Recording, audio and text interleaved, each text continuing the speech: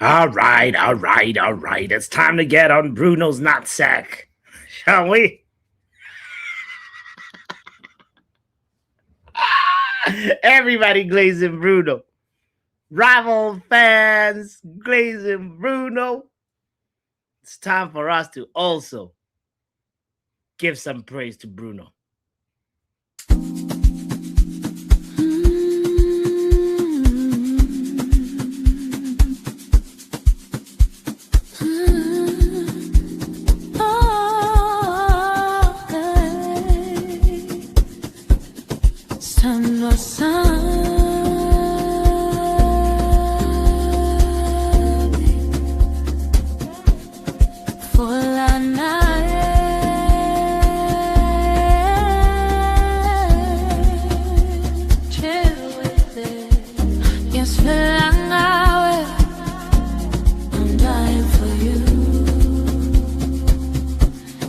Quiet of the night,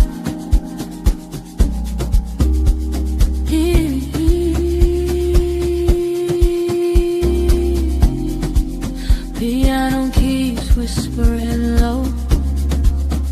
Let the rhythm take us slow. High, this life is sweet now. From the streets to the sweet now. For la. In the groove we stay. Stand where I don't go away. Let the piano play. We never fade away.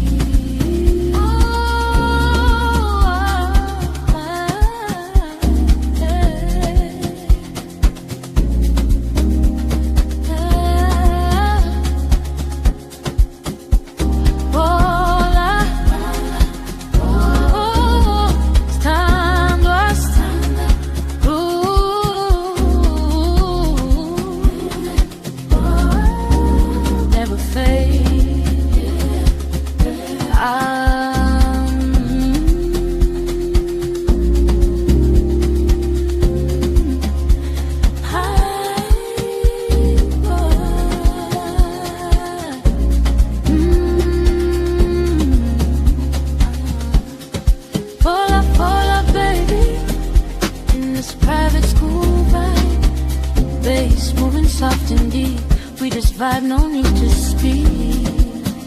Forever. Yo, hello. Welcome to Bruno Appreciation Week. Hold on. Oh boy, where's the video? Yo, it's the football power hour. Botswana Papi Styles got the fire. From the land of diamonds shining brighter. Man United love, taking us higher. Kicking all the vibes, this game day thrill. Botswana pride, yeah, the passion's real. Rivals lurking, they wanna steal. But Red Devils got that iron will. What's up? It is a party. It's a Bruno Appreciation Week. You know what I'm saying? You know, we start with the relaxing tune. Football power hour, feel the flame. Botswana Papi calling the game. Man United's glory in the fray. Rivals try but ain't the same. Hey. Football power. I hope this music brings a little joy to you on a Tuesday. You know?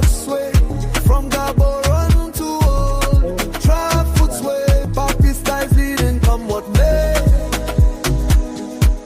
The whistle blows, the world unites.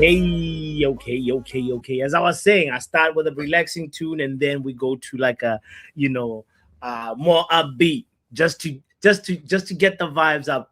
at the beginning of the show. That's how I like to start anyway. So, um, you know what? Hit the like button. If you're just tuning in, I appreciate you. My name is Botona Papi. This is What's Trending, as well as Bruno Appreciation Week. We're going to talk about what is trending in the world of football today, specifically, you know, a few topics, a few headlines, especially the fact that Chelsea have been handed a transfer ban. We kind of talked about it yesterday, but we didn't really get to the nitty-gritty of it because we were focused on Manchester United, who had just bagged 3 points versus Aston Villa. Come on, you know what? We are third. My. Let that sink in for a second. We are third. All the way, from 15th last season to being third.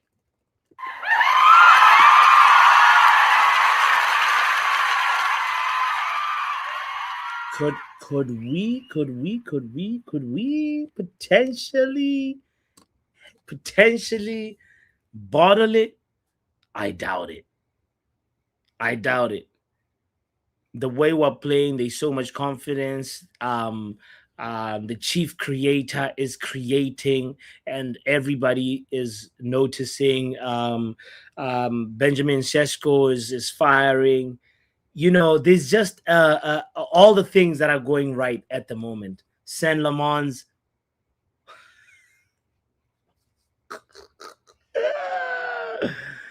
3 losses with Saint Lamans in goal. What? Man, we're not gonna lie, we're blessed.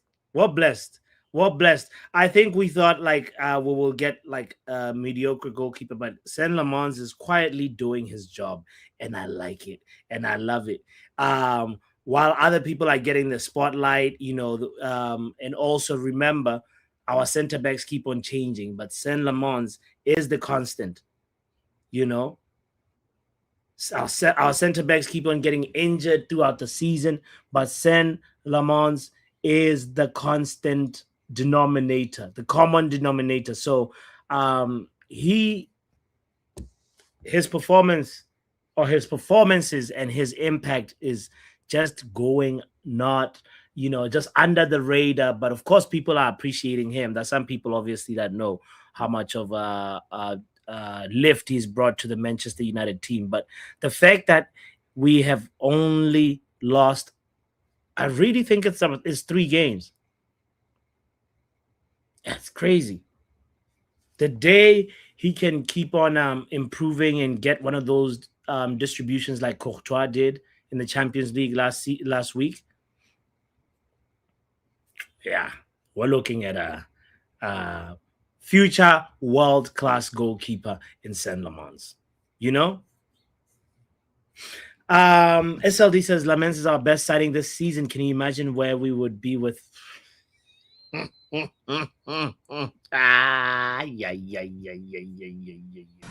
So we don't have the capacity. I cannot even imagine, SLD. Imagine 14th, 17th. We will be next to Spurs if we had Onana. But thank God for Lamans. I'm looking forward to going through the interview that he did with, I believe, Ben Foster. We're going to do that. I think we're going to have a lot of time after during the international break. So I think we can dedicate some time to learn, because I'm really curious about his personality as well. It takes a level-headed player to keep yourself in focus and keep yourself grounded when people are comparing you, calling you baby Courtois, Van der Lamens, all the praises that he's been getting, that creates some sort of pressure. And to be a young goalkeeper in a new league, Guys, I can. I know it's Bruno Appreciation Week, but Saint Lamons, I don't want to really go too deep on him. Pause. But is he 23 years of age? That's the question I want to ask really quickly. Is he 23?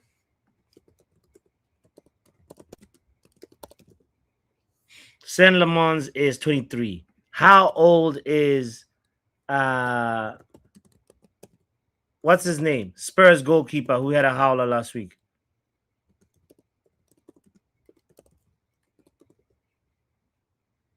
Kinski. How old is Kinski? Ladies and gentlemen, Antonin Kinski, who had a howler for Spurs in the Champions League, is the same age.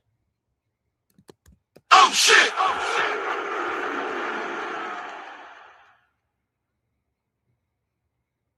Do you understand now how blessed we are? Yeah, Javid, GA aside. Yeah. You would have thought he's 21. You would have thought Kingsley is 21. He's a young, but he is the same age as Saint Lamons. 23. So it's been a really good performance all around from certain key parts of the squad. That's the point that I was getting at. Age is just a number, a huge one in my cases. Definitely. That is funny. That's a good joke. None of the ex-footballers have praised Lamans. Asking SLD. I don't know. I think like if there is, it's not loud enough. If there is, it's not loud enough. Talking about ex-footballers, we're going to get into it. We're going to get into the conversation about the Manchester United legends. Some of them are legends, ex-footballers who have had opinions that are sort of having an impact on the fan base and how they view Michael Carrick. And we will get into that a little bit later on in the show, because first of all, we have to take a little laugh at the London Cowboys. Shall we pivot to Chelsea real quickly? Van der Sar did, in it. Very funny. Let's take a little quick look at the London Cowboys. So Chelsea Football Club yesterday were handed a transfer ban and a £10 million fine for breaching Premier League rules. Oh shit! They they breached Premier League rules. They are cheats. You might as well call them cheats. Same old Chelsea, always cheating. Is there something going on with the blue? I always knew when I saw them dressed in blue. Sounds like the beginning of a good poem. Man City sky blue, Chelsea football dark blue.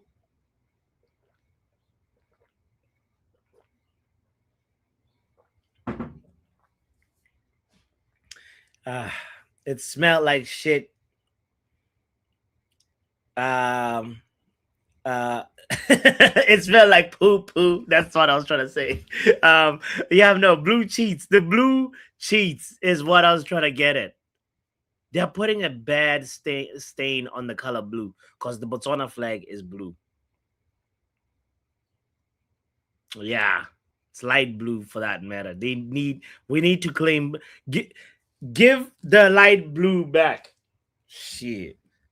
So Chelsea has been handed a suspended 1-year ban from signing first-team players and given a £10 million fine from the Premier League relating to breaches of financial rules during Roman Abramovich's time as owner. The ban is suspended over 2 years, meaning that Chelsea will still be able to register senior players if they do not commit any further breaches. I beg your pardon? The ban is suspended over 2 years, meaning that Chelsea will still be able to register senior players if they do not commit any further breaches. So where's the ban then? What?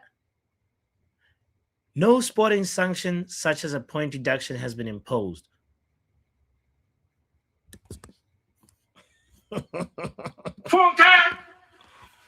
Wow.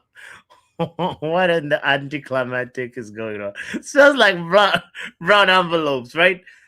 The article started off good, and the first two sentences are not good. The club have also been banned from registering academy players for a period of 9 months.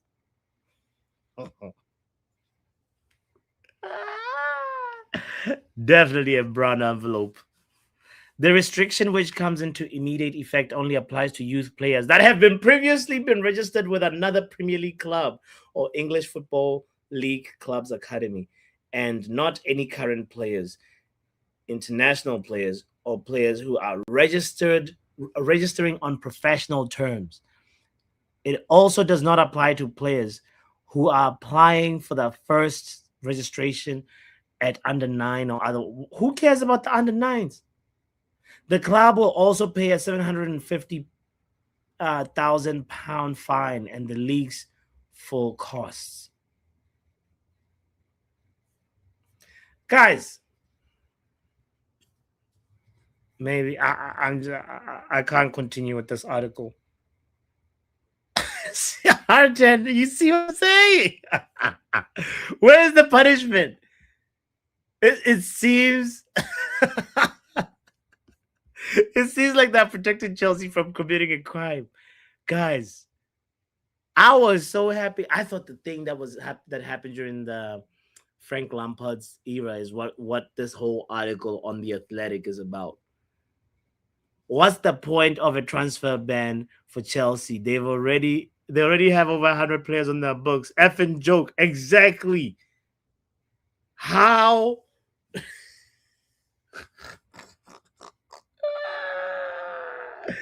More like a transfer ban is like you're sending Chelsea to rehab and saying, stop with the chronic shopping. That's all that they're doing. God. Chelsea are playing like poo. More balls in the net than funny. There we go. This is the poem that I was trying to write. Let's see. All right. So it goes. Chelsea are playing like poo. More balls in the net than Bunny Blue. Players on the bus staging a coup. Chelsea in the mud. It's nothing new.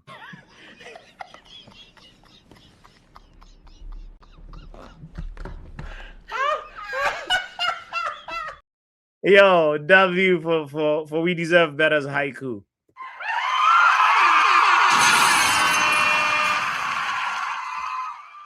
Yeah. Hit the like button for that. There's 20 people here. Unless y'all are like bots or something. Hit the damn like. Even a bot could probably hit a like. I love it. So Chelsea ain't been the same since the sugar daddy left them. Since sugar daddy left, Chelsea can't be doing the rooftop bars no more. And matching outfits. Matter of fact, they're now in trouble. Isn't that crazy? If you're Todd Bowley and then you're just like, hey, what did I do? Like, this is my club now. Why would you know what I mean? It's a very, very I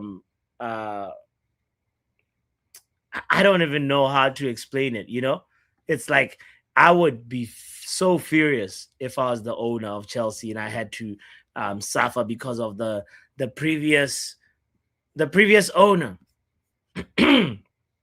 Manchester United.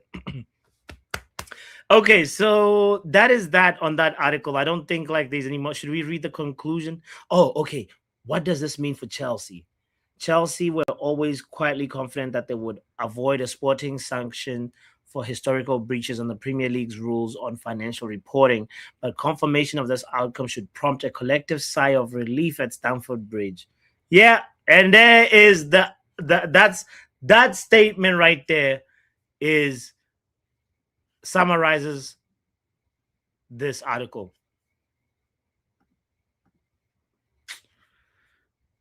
Sorry for wasting your time because I thought we were gonna be really laughing at Chelsea,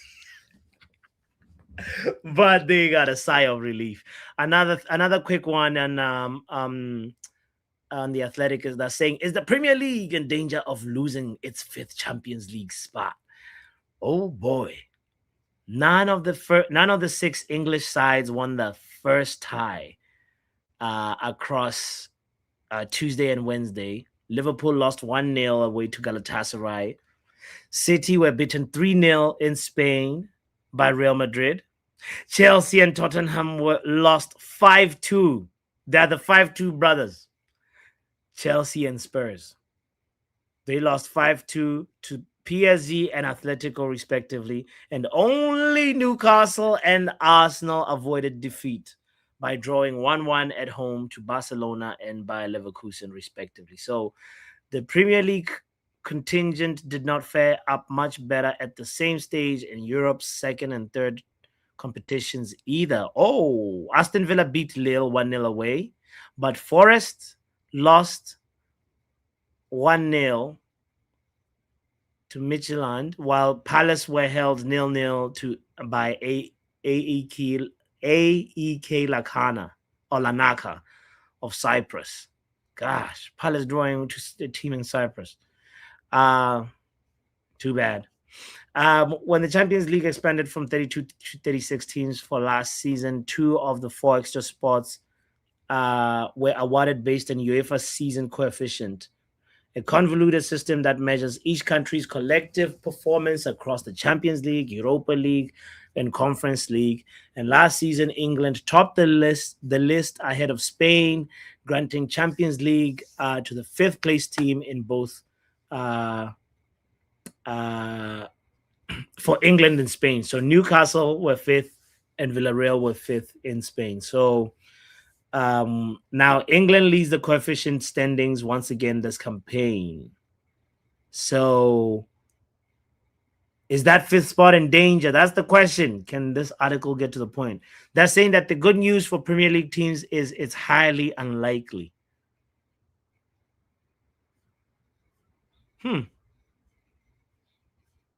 I'm not interested in learning how the coefficients are calculated, but god damn. Bonus points were awarded based on league phase standings and progression through the knockout rounds. Arsenal, for example, were awarded 12 points for finishing top of the league phase. Oh, part of a sliding scale in which the bottom side receives 6. Okay, so because the English sides did good in the beginning stages of the Champions League, this bodes well for them later on. That is why the 5th spot in the Champions League at the moment is not really the 5th spot in the Premier League is not threatened. Okay. Well, now we know. If you didn't know, hit the like button. Thank you for being here. Yo, can they sell players though? Thank God we got rid of Garnacho in time. Yeah. I think with the Chelsea one, we honestly what just happened is just like a little slap on the wrist, and we just have to wait and see the real punishment that was going to go to the other blue team, Man City. Guys, hold on a moment. Not even 10 likes with over 25 people now watching.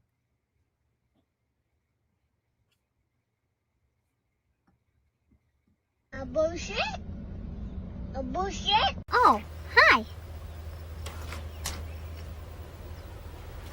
Wait a minute. Who are you?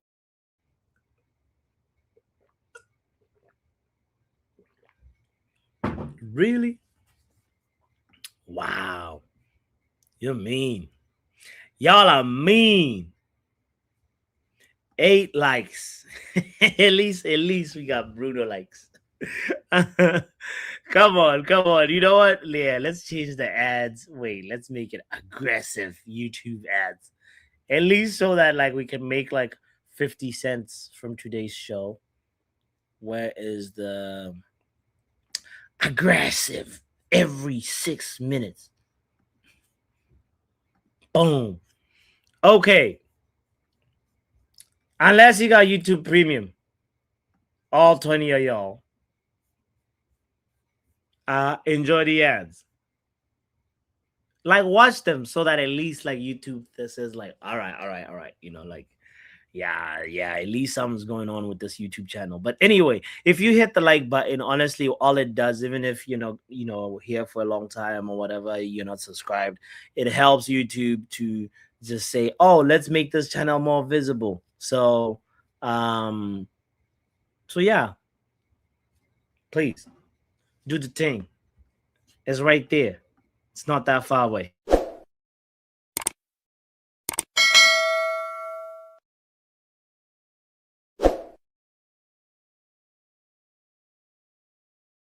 So now we've learned that the Premier League is not in danger of losing its 5th Champions League spot at the moment.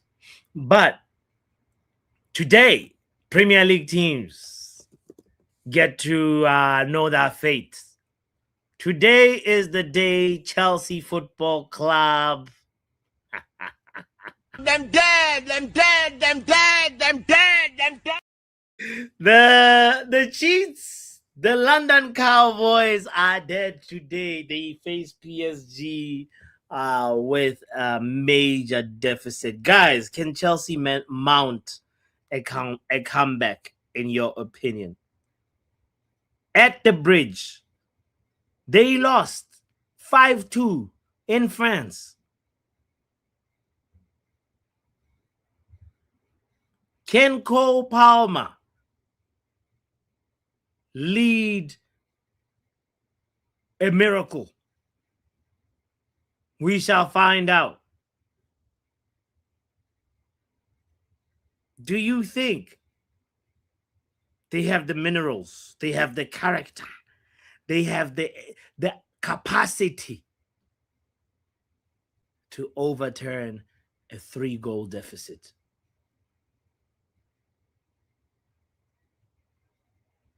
My feeling is Chelsea Football Club. So we don't have the capacity. They will be quiet after today. They'll be focused on the Premier League, which they're also not doing so well in. And I believe that PSG just, it's going to end as a draw today. 1-1 or 2-2.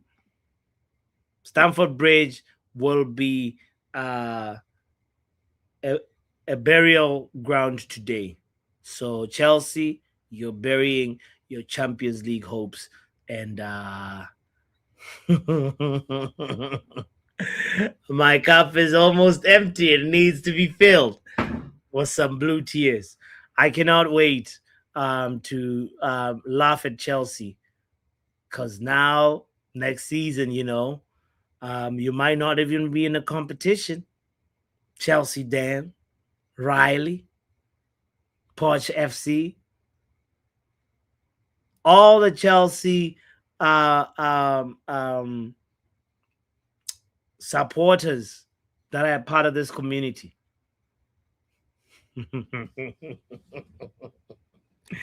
This is a tune you might not be hearing.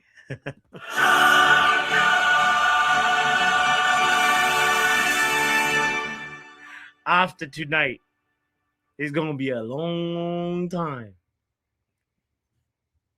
till you hear that song. Anyway, another big blockbuster fixture today, Champions League, is Manchester City versus Real Madrid. 3-goal deficit. Pep Guardiola, can he cook? He did something very unorthodox. He gave the players a day off yesterday. Normally, football players train. Could be light training. But he gave them the day off and said, guys, show up on match day fully energized. Is Pep Guardiola, when you look at that approach, what do you think? I can see what they're doing, what he's doing. I can see it, I feel it. He's cooking. Is he cooking something? We shall find out. Literally giving the players a full day off. He said, don't bother.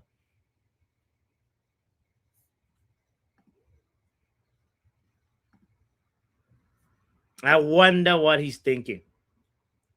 He's cut his fingernails, sister. He has cut his... He won't be causing self-damage. Do you see City scoring 4 goals? Arten says, no, I don't. But they can score 3 and take it to penalties. Surely somebody got to go to penalties today. Somebody got to go to extra time today. He said it was manicure days, says we deserve better.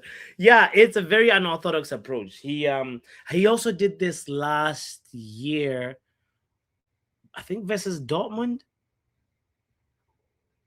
and they actually won. Was it Dortmund? Hold on.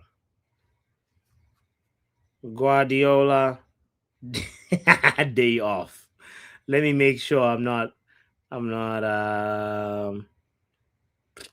yeah, I think he did this. Yeah, Dortmund. Eh? Hit the like button for me, man. He did this. So Pep Guardiola has decided to give the City squad a day off ahead of Real Madrid, of the crucial match against Real Madrid. An unusual move, meaning the players won't train today and will only return tomorrow on the day of the game. Guardiola tried the same approach last November before facing Dortmund, and Man City won 4-1. Pep Guardiola, the mastermind. The cook.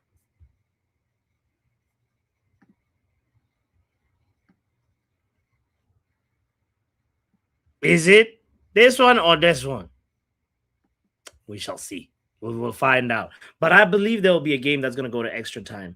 I don't think any of those sides that are like both games between Man City and Chelsea, one of them, will have like the home team scoring first. And we don't know whether the first goal will come from the Etihad or from Stamford Bridge. From the hosts of those two stadiums. Another big game as well today is at the Emirates. But before we talk about that one, Bodo Glimt takes a comfortable 3-0 victory as well to Portugal. Yeah, Bodo Glimt should be going through. Unless Sporting somehow like also make a miracle. Today is the day of 3-0 deficits, except for Arsenal and Bayer Leverkusen, where it is 1-1. That's the score line that both teams are walking into the second fixture with. So who do you think is gonna win that one? We've talked City, Real Madrid. We've talked Chelsea, PSG briefly, and Sporting and Bodo Glimt briefly, but Arsenal, Bayer Leverkusen at the Emirates. Take your Manchester United lens aside for a second, your bias aside. Honestly, do you think Bayer Leverkusen have enough minerals? Bayer Leverkusen, by the way, just played... I think they drew with Dortmund. Let's open up their fixtures really quickly and look at how Bayer Leverkusen is walking into this fixture. What is their form? So, they drew with Bayern Munich. 1-1. That's the game that I was trying to reference. Bayern Munich had a red card, I think, or 2 red cards. Where Nicholas Jackson and Luis Diaz got sent off in that game. And Luis Diaz is the player that scored for Bayern Munich. But prior to the Bayer Leverkusen versus Bayern Munich game, Bayer Leverkusen obviously played that 1-1 draw at home with Arsenal. Before that, they also drew 3-3 with Freiburg. And then they won versus Hamburger Hamburger SV, and they drew 1-1 with Mainz. Not very inspiring team form, is it? Not very inspiring team form from Bayer Leverkusen. They are walking into this a team that has 1 win in the last 5 games, needing to win at the Emirates. As much as my hater side in me wants to say Arsenal is going to lose, let's be real. If Arsenal score first, it's going to be good night Bayer Leverkusen. Bayer Leverkusen score first. It's a different proposition, different ball game altogether. But how do you think it's going to go down? Will Arsenal win? Will Bayer Leverkusen win? Georgie in the house. Georgie says Arsenal will win on penalties tonight. LMS says, you know what? Arsenal is winning 2-0. Okay. 2-0. Penalties. It's going to be peak to hear Arsenal. LMS is going to be loud when Arsenal is in the quarterfinals. I know that's exactly what my mind thought. Stephanie's is like Hamburger FC's Luke Shaw's dream club, a real feeder club. Apparently, I don't think that last part is also funny here. Shout out to you, Stephanie. Oh boy, what a joke. Ay. Dry joke for that matter. I feel like my score prediction, you say 2-0 LMS, I say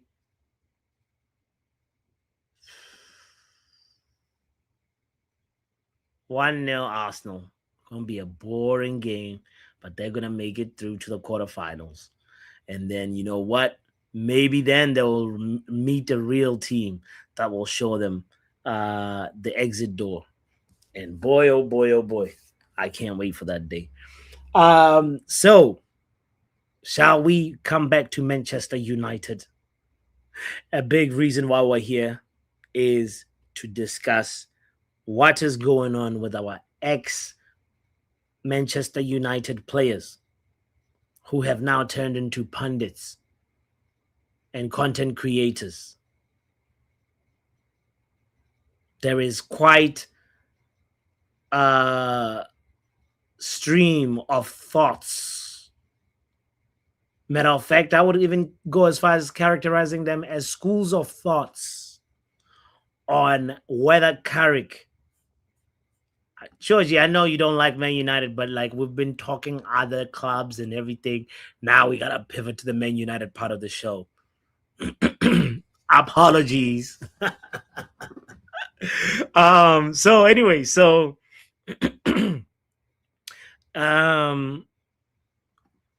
yeah, different schools of thought. Matter of fact, I feel like we need a little whiteboard. Shall we bring the whiteboard back? Let's see where the whiteboard is at. Let's get the digital whiteboard.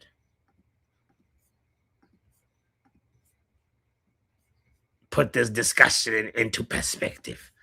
Boom. Okay. So, first things first.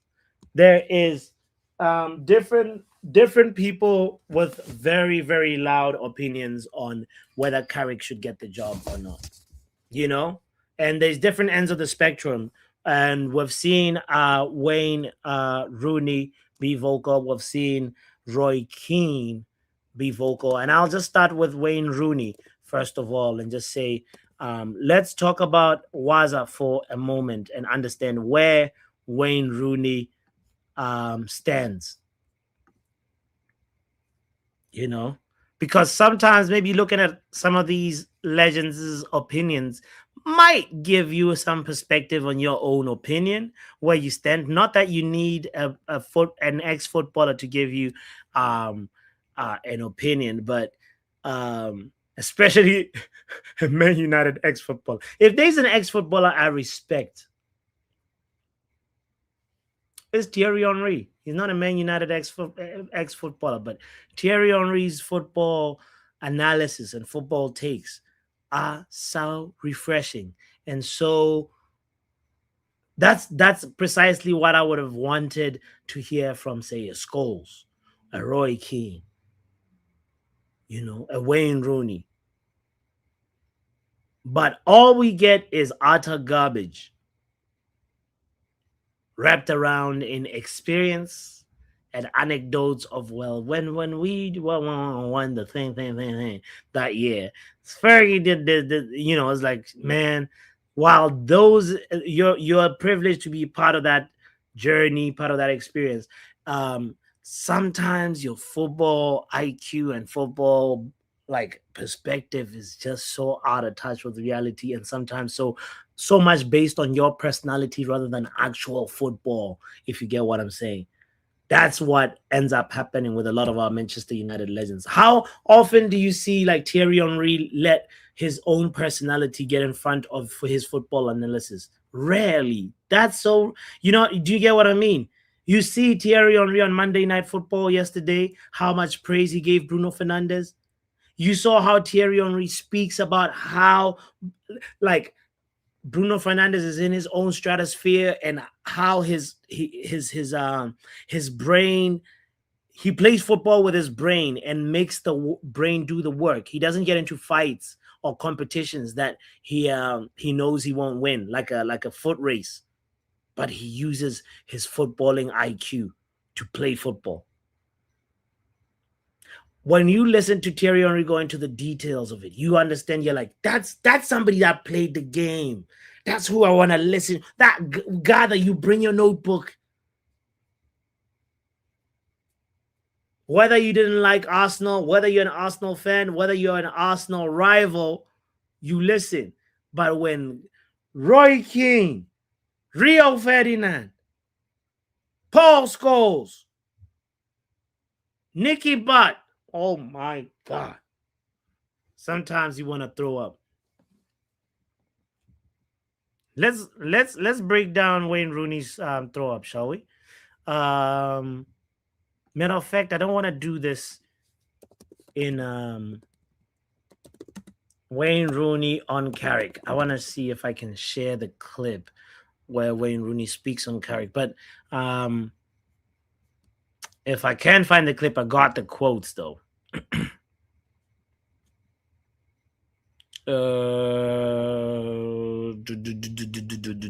We've seen he speaks very highly, obviously, of Carrick.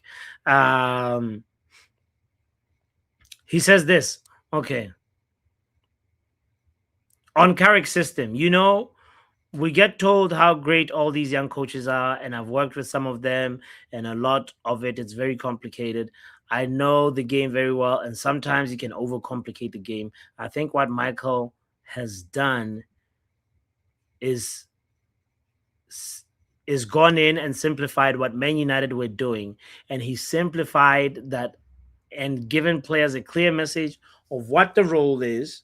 I'm sure there has been a demand of you have to run, you have to work, you have to tackle. It sounds simple with the basics of football, and that's what he's done. The players have certainly took to that and had a great start.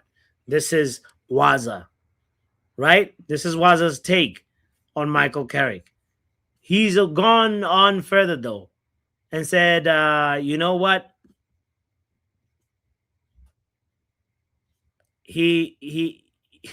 Why take someone who represents a risk like Roberto De Zerbi? For me, it's Carrick who should be kept. This is Wayne Rooney's perspective.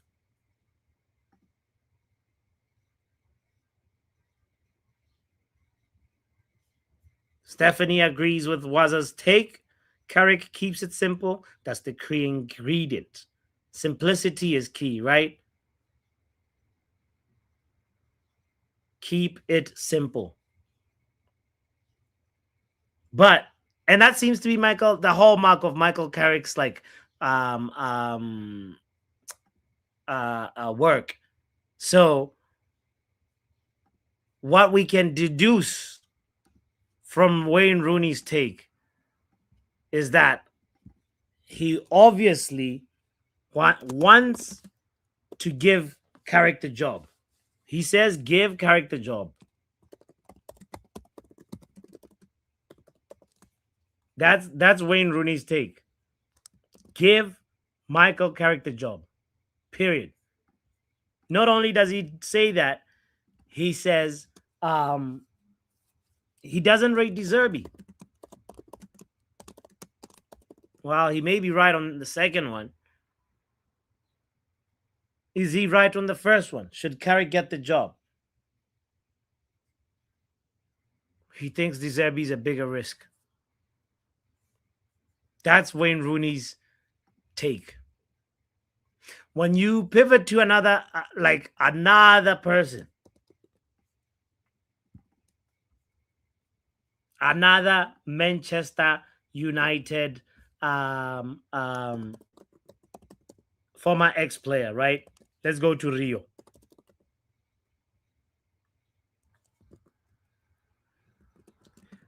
What Rio Ferdinand also loves Carrick. He's even gone to saying, Fergie time? No, it's Carrick time, guys. Carrick time is here. His colors are on the touchline. He's never panicking, no doubt in his eyes. Rio Ferdinand is so ready to give Carrick the job. Rio Ferdinand said these words: Carrick deserves full trust, especially when with his team selections and substitutes has demonstrated beyond doubt, beyond reasonable doubt, you know. He's demonstrated beyond doubt that he fully understands what he does. Whether starting Sesko, Ahmad, anyone, or bringing them on, the tactics show high IQ and not just luck.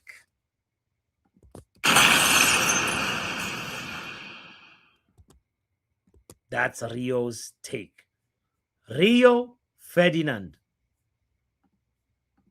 believes Carrick should get the job. Just the same way like Rooney believes.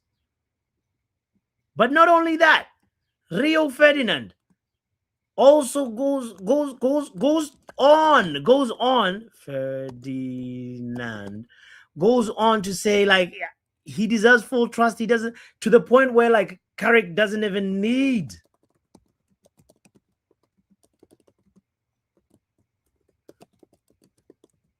an interview. Rio Ferdinand says this is Carrick's interview. Watching him right now, this is not luck. What he's doing. That's the school of thought of Rio Ferdinand. On the other hand, another former Manchester United player, Roy Keane. Keane is an interesting one. Keane is an interesting one. The Roy Keane school of thought. Which one are you subscribed to, by the way? Because there's a couple. They're not exactly the same. Some of them are variations of each other.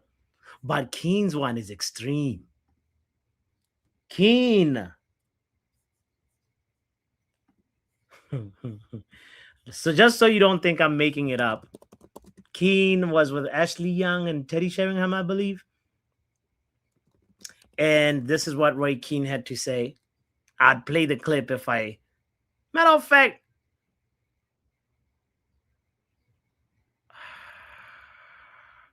should I? No, I shouldn't. We might get a little copyright strike or something. But you know what? Roy Keane yesterday was talking, and he said these words. He said,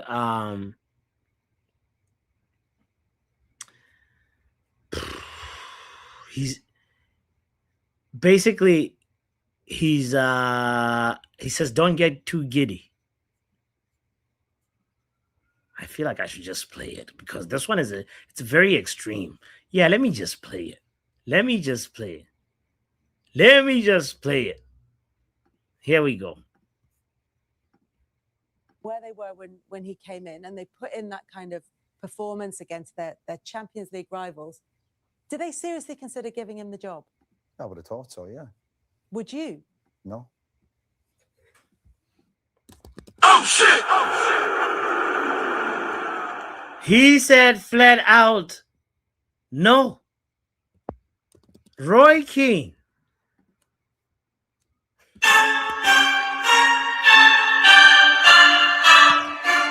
Adding spice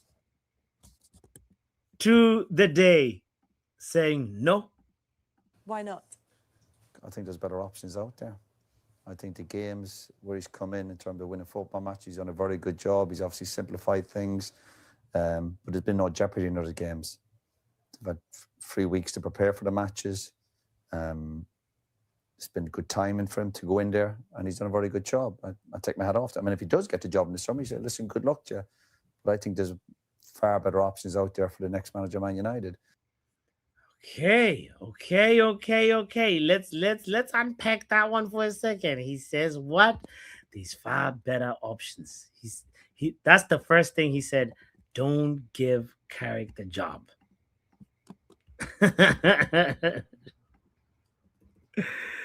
Don't give Carrick the job. He says, look for better options out there.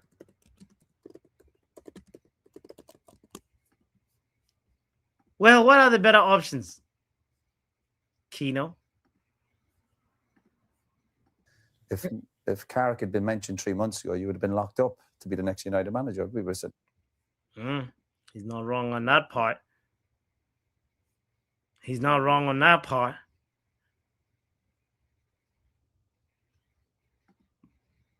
What Matt is out here saying Keane is speaking sense, but at the same time he's just being a hater. So let's take out the hater part for a second and listen to the message. If you had said Michael Carrick will be permanent Manchester United manager 3 months ago, when the same guy who was interviewing he was working for Amazon, interviewing, what's his face? The guy who got fired. The guy, what's his name, man? The guy who looks like an electrician that got shot.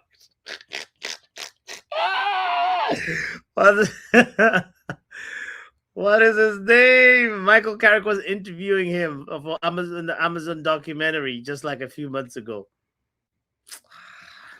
Whatever his name is. Thomas Frank.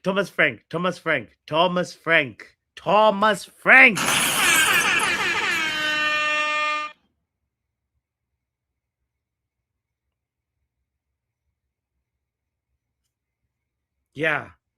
Sorry, my mind worked so hard to remember Thomas Frank that I forgot why I was referencing Thomas Frank. Oh, that Michael Carrick was an unemployed bloke.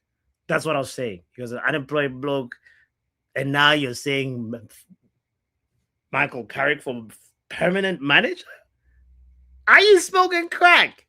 This is what the sense that Roy Keane is speaking. Is he? You know what I'm saying? Let's finish his take. We're at the end of it. But he wasn't even the reckoning. But timing, he's got the opportunity and a very good job. I think there's better options out there. Where they were. Okay? That summarizes Keaneism. He doesn't want to give Carrick the job. I think it boils down to Carrick lacks experience.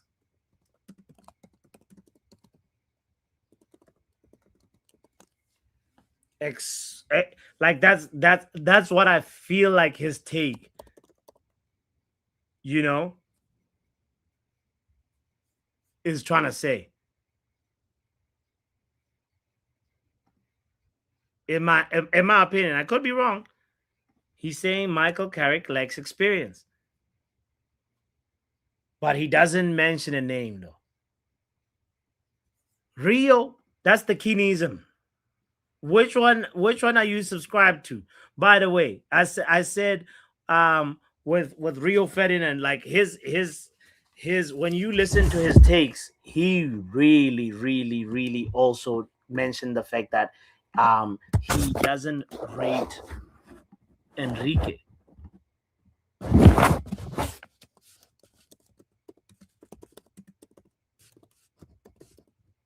He would rather give Carrick the job over Luis Enrique.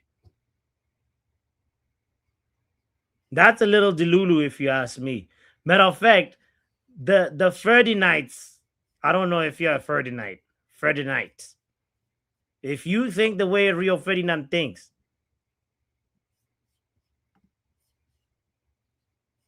I'm worried for you.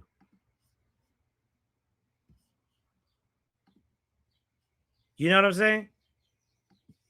Wait, what am I doing here? If you think the way Rio Ferdinand thinks, I am extremely worried for you. There's somebody else also, former Manchester United player, who also put his thoughts out there. Evra, the only player to lose 4 Champions League finals. Patrice Evra, the Evra school of thought is funny. He's got his own, way his brain works. He doesn't rate what Scholes, Keane, and all of them. He doesn't rate, and Neville have to say. He doesn't. He vocally says that whatever them guys say, I don't like it, but he wants to give Carrick the job.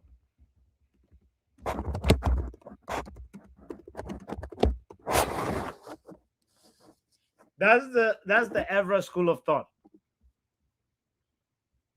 He toxic positive, says Kenny Fed TV. Is he?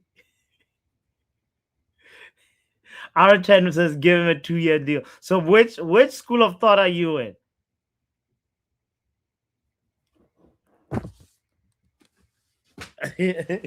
Huh? Sorry if I was wrestling my mic. My apologies. Uncle Pat had the best vibes of all legends. I know that's true. Vibes wise, he's the chief vibe master, Uncle Pat. But which one are you with? The link is in the chat. The like button is available to be hit. Really? My mic is sounding crazy? My apologies. Could it be the fan? Let me know if this is still the case. The link is in the chat, by the way. Pull up. Let me know your school of thought. Where do you stand in the spectrum?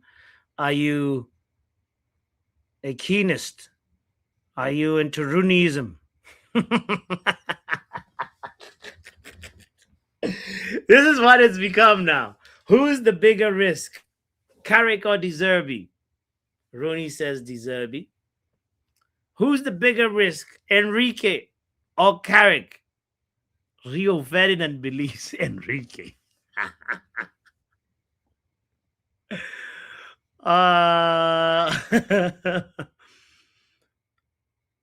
Who should be the manager? Roy Keane says not Carrick. He lacks experience. There's better guys out there. He doesn't want to give an answer. He's like Pav. He's like, it's not my job to be looking for managers. But it's not Carrick. It's a true opinion that he holds. And he has a right to hold it. But he also, let's be real. Today's show is really Rooney versus Keane. That like the other, Rooney is a little bit in Delulu land. But pardon me. Let me rephrase that. Rio Ferdinand is the one that lives in Delulu land. He does not rate Luis Enrique. He says Enrique is a bigger risk than Carrick. Rooney says give Carrick the job. He doesn't go as far as Rio, but he also doesn't like De Zerbi. He's vocally said that.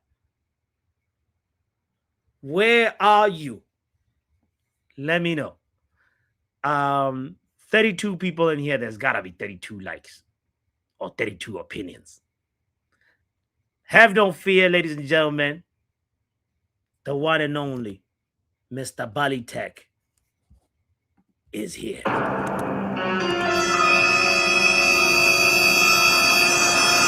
Boom. Come on.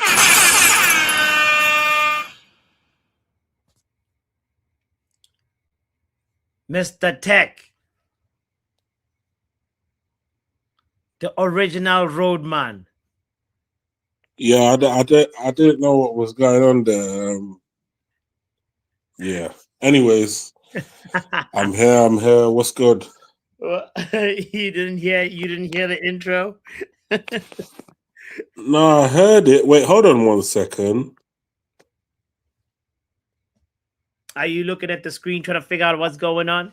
We're looking at different summaries of perspectives from just ex Manchester United players that are very vocal in the football space and have given their opinions on where they stand with Carrick. And I found it kind of interesting to put them on a table like this to see how some of them are very different and some of them are similar, but with slight variations. And what do you think? Right. They're asking, SLD, by the way, is asking you, is everything okay? You haven't bigged up the chat or the GoFundMe or nothing. Now, obviously, you guys should know by now, innit? GoFund bots. He's got a lot of wives to marry. He's trying to increase his shares in the Football Power Hour. By having the company to pass down to the next generation. All right. So obviously, smash the like button. A lot of mouths to feed, a lot of mouths to feed. You know what I mean? Like he's working on his football team, right? And hopefully we've got a few future Man United players in there as well. Oh shit! I'll take a few Man United players. I'll take that in my family. But yeah. Speak on it, bro. What are you saying? Obviously, a lot of these players, they like to put out they have their own agendas and everything else. And obviously, yes, Carrick has some friends in the locker room, right? Mm-hmm. And he has some enemies in the locker room. Mm. And right now, they're both juxtaposing each other. Little verbal sparring back and forth. Mm-hmm. But one thing I won't adhere to from any of these guys is that Carrick is more risky than Luis Enrique. What are you talking about? What type of propaganda is this? Yeah? What type of craziness is this? Like, this is a man that's literally won the Champions League on multiple occasions. This is a man that's won the league in multiple countries. Yeah. Yeah, this is a man that's had a successful career thus far, and we're talking about, nah, he's a risk. On what basis? Where's the evidence? You know what he said? He said, Luis Enrique doesn't have Premier League experience, so I worry about him. He hasn't also like shown real, like he knows how to manage big personalities, you know. And I'm like, have you seen Barcelona, Luis Enrique? Like this is like, that's what I'm saying. These men are just putting out the propaganda because they want their boys to get the jobs. And fair enough, jobs for the boys. I hear all that. Don't get me wrong, I hear all that, yeah. And even though there was people that wanted to give Carrick the job after like maybe one game, maybe his first game, I hear that too. You know, there's a certain level of nostalgia. So I want to call them nostalgia merchants, yeah? Yes. Yeah, there's a certain level of nostalgia. I get it. Yeah, don't get me wrong, I really get it. Yeah. But when Ineos first came in, they talked about the best in class. Mm-hmm. Yeah. Carrick, for me, yeah, no disrespect to the geezer. He's won more games than I expected him to win so far. However, he hasn't shown me as of yet that he's the man to lead us to anything, just because he took over from another manager. Like, the real test will be when he starts afresh next season with all the games to play and everything else. And so far, we haven't had a manager that's seen out the season yet, right? No, we haven't. Now, at the moment, Carrick is not Manchester United's manager. He is Manchester United's caretaker manager. Yeah. So my tone, stance, and everything would be completely different if he was the full-time manager. Then by all means, back him to the hill and whatnot. But because he's on a trial shift, I have to look at it different. I have to look at it, well, okay, cool. You're doing this with no pressure on you. Fair enough. In some cases, you could say, yes, he's just getting the win. In other cases, you could say that he's performed well in the big games and the football was actually sensational to the point where it reminded you of yesteryears of football. But then there are some other games where we played, where we lost to 10 men, or where there was a series of games where we played, where we didn't play that good. And at the end of the day, yes, we are well into the top four, and it looks like, by all intensive purposes, that we will finish the season in top four. My only issue is now, when you have a world-class manager that is available, saying, Man United, come get me now. And we're like, no, forget you. We want to prioritize Carrick. I just remember the pain that I suffered, right? When Jurgen Klopp was available and then he ended up at Liverpool, or when Pep Guardiola was available, then he ended up at City, and so on and so forth with all the bad boy managers that Chelsea have had over the years. And I just think to myself, why do we always end up in these situations? Yeah. Now, as far as I'm concerned, Carrick is a yes man to the Ineos. They get involved in the team. They start telling managers what to do, this, that, and the other. Yeah. Now, I'm not really with all that. However, this is a manager that's won the Champions League. We don't know what Carrick is saying in the Champions League. Like, we don't know. Do you, man, want to sit? Let's say we start playing Champions League regular basis. We've rebuilt our team. We've got a competitive team there. We're in the Champions League. Are you lot willing to sit there and wait the best part of 10 years to lift the Champions League if we're always in it? When you've got a manager out there winning the Champions League. Like, do you get what I'm trying to say? It's like, fair enough. cool building and whatnot, but where's your ambition as well?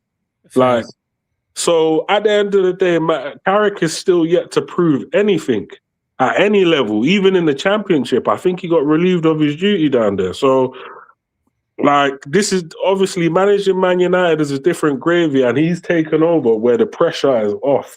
When the pressure's on, when he's getting bombarded, when the papers are writing something about him every day, when they're trying to make him do 1 million interviews, when they're trying, like, we don't know all of this. We're just getting, like, some people are just getting gassed already, and I'm just like, listen, like, I'm not really with it. Yeah, if Enrique wasn't available, or somebody in and around that level wasn't available, then I'd rather go with Carrick than De Zerbi, just because De Zerbi also hasn't really showed that he's on that level. He hasn't won anything that I know about.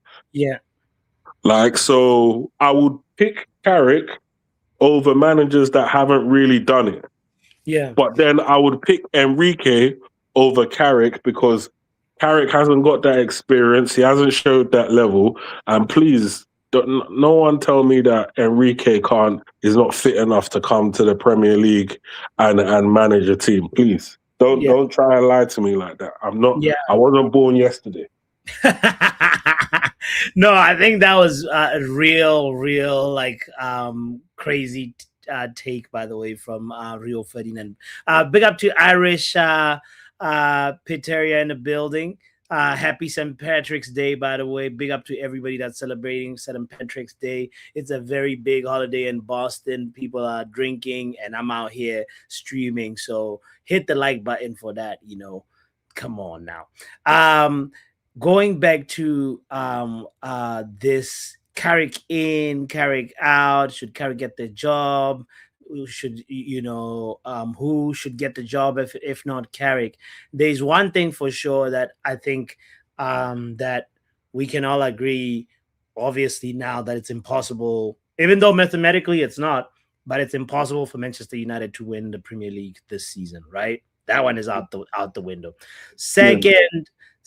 Second place is probably also out the window, even though there's a slight possibility that maybe, who knows, when one team implodes, who knows what's going to happen with Arsenal and Man City after today's results in the Champions League.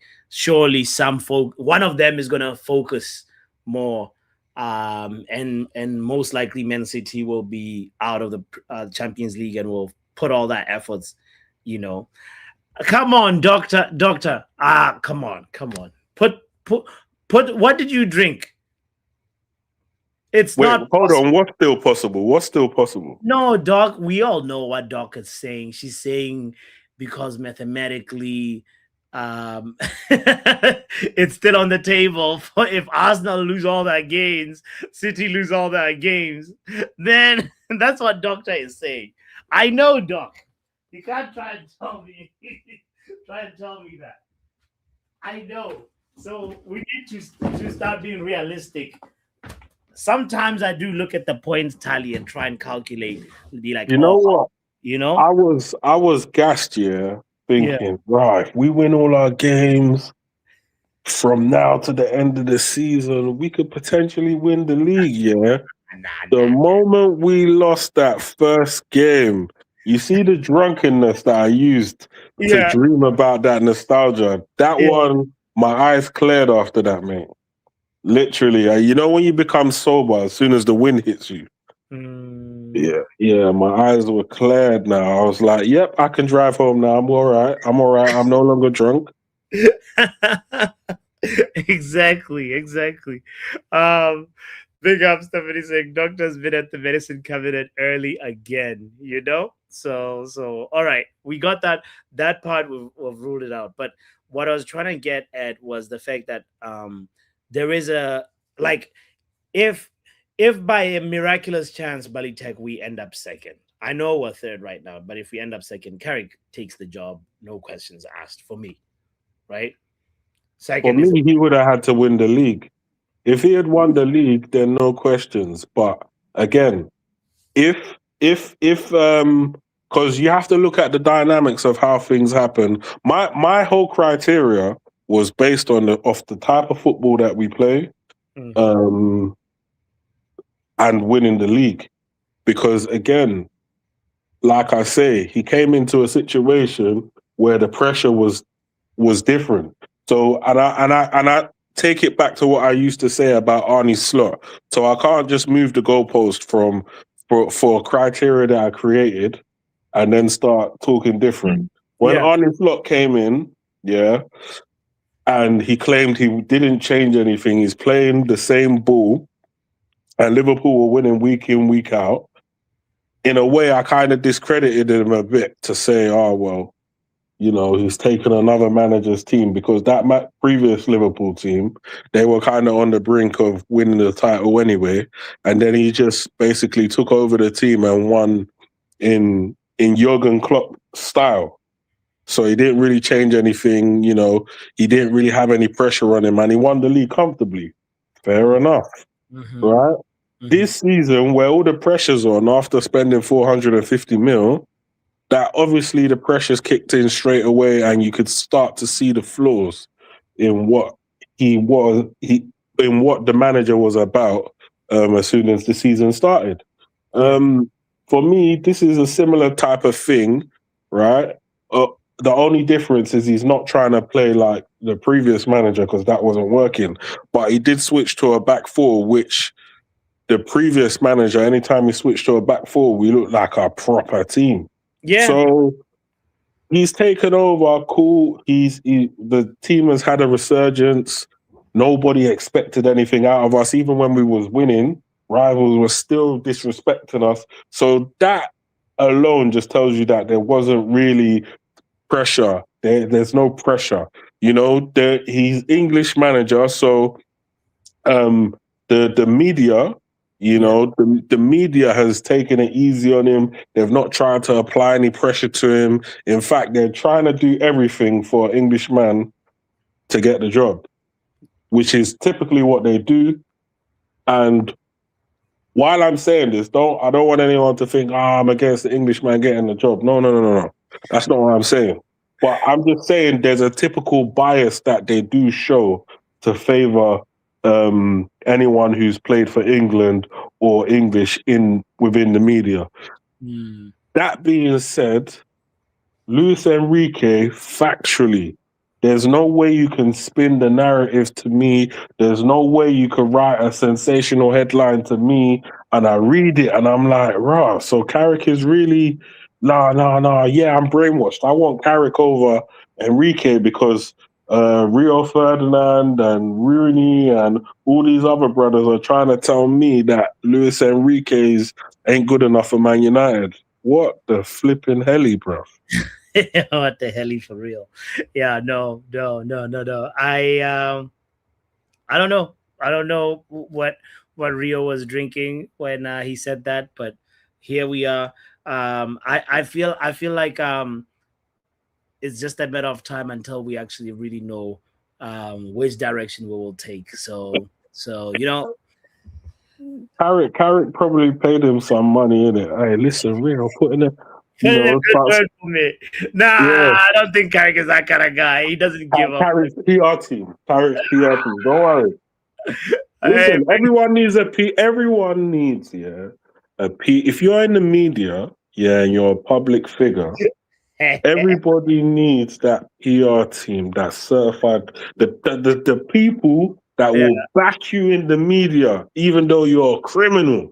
And they'll be like, listen, like even if they found you guilty, and you've been sentenced, and they're like, well, I don't believe the people that got him convicted. Like, they must be lying. And they're saying to the media, even though a court has found them to be guilty, like, bro, like, that's PR. People pay for this. People pay for accusations. These are not accusations. This is false accusations. Somebody that can speak with that confidence and say false accusations and be a PR agent. No, you're right. You're right. It's not a bad idea to have somebody just put in that good word for you. And clearly, Rio Ferdinand seems to be the agent for Michael Carrick. We shall see if the agent has done his job. Big up Bali Tech for your take as always. Let me hear what my brother Vegeta has to say. Guys, hit the like button for Bali Tech's conspiracy theory that Michael Carrick has been sending some brown envelopes to Rio Ferdinand. Because he went the way Rio is convinced about Carrick, he says, don't even give him the interview. It feels like it's gone to that extent. Vegeta in the building. What's up, my bro? Hopefully I'm clear, bro, because I'm not using my normal setup. Yeah, you're clear enough. What are you saying? I just have a different perspective, bro. But before I get into my perspective, I need to put some caveats. Can I do that? Let's go. Yes, sir. First caveat, if what I say doesn't apply to you, don't listen. It's okay. Don't wear the shoe if it doesn't fit. All right. Right? Second caveat, I'm not pro Michael Carrick. Because people, when you say something, they will hear something else. Okay. Right? Understood. So I had another caveat, but I can't remember. So I'm going to go into my point before I forget. Too many caveats. I honestly don't know if... the final caveat is Luis Enrique for me is the best manager right now. Let's get that out of the way. He's the best manager. Right? Yeah. I just don't think he's the best manager for Man United. Oh. Yeah, but I don't think he's the best manager for us. Can you so hold on? You're sounding because the way Luis plays football, bro, you would have to. I need to make sure I understand you. You said Luis Enrique is not a bad manager, but he's not good for us. Is that what you just said? I said he's the best manager, period, right now. Best manager. But I don't think he's the best manager for our football club. But not the best manager for our club. Yeah. Okay. Expound. One is ownership, bro. The kind of players Luis will want and need, we would have to buy a lot of them, and we would need to sell a lot of ours. Our fans don't have the patience for that. It's not going to happen. It's not his fault. It's just the circumstances. You get me? You're right. Number two, I've observed that people like Luis who need to overhaul to play their system. It doesn't work for us. We've had too many managers with systems who have come to try and systemize, and it doesn't work. We need a manager that here's tools, you work. We need the best version of that. Oh, when you put it like that, brother, I like it. I hear it. You get what I'm saying? You get what I'm saying? I'm not trying to say that Luis is bad. I'm just saying for us, it's not going to work out, and then you know our fans are going to crash out. I know us. But if Luis is saying, okay, look, I'm available, and Carrick is here saying, well, I got a second, what do you do? That job happens provided Ineos is going to spend 500 million within this first window already.